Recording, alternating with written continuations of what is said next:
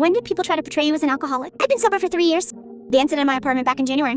We studied together in Hamburg, had been living together since the second semester, and she was supposed to spend the weekend with her family. In the end, she came back when she left her charging cable behind and found me sprawled out on the kitchen floor. The emergency doctor later said, a few more minutes and it would have been. Getting sober was the hardest thing I've ever done, but Lena stuck with it every single day. Fear crept into my heart when she met Jonas. I worried she might forget about me. Instead, Jonas learned my favorite tea by heart.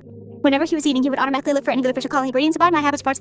After my own family ceased calling me, they became the family I had everything. When Lena's parents celebrated their 40th wedding anniversary, I was invited, of course. A big party at the Land Hotel Seablick on Lake Tigrins. Maybe 60 guests, a long dinner with a buffet and chatting. I was really looking forward to it. Jonah's older sister, Weira, was there too. We had never gotten along particularly well. She consistently offered these little comments, assuming that no one was listening, constantly checking if I really didn't want to drink, if I wasn't bored. As the evening progressed, I noticed that someone was watching me out of their eye.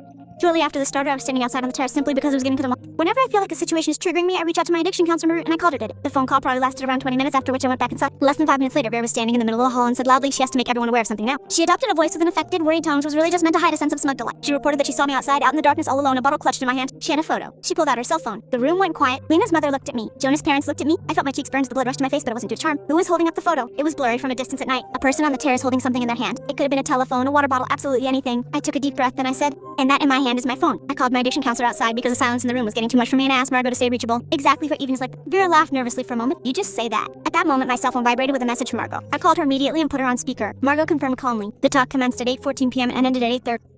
The setting, country hotel.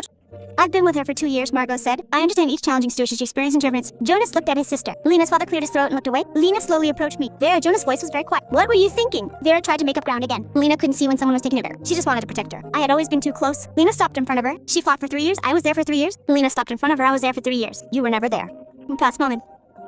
Who wanted to respond but found no words. Her face fell and then suddenly she said, I'm not pretending. Really. She said she had a problem herself, that she had been drinking for months, more, but that no one asked, that everyone asked, that everyone was always looking at me. The room was dead silent. Jonas led her outside calmly, not angry, just out. Lena's mother followed. I stood there and didn't know what to say. Lena took my hand. What you've done is right. She needs some assistance. I know, Lena nodded, and now we finally know. Who has been in outpatient therapy since then? She and I don't talk much, but she sent me a message if it's back in it. She expects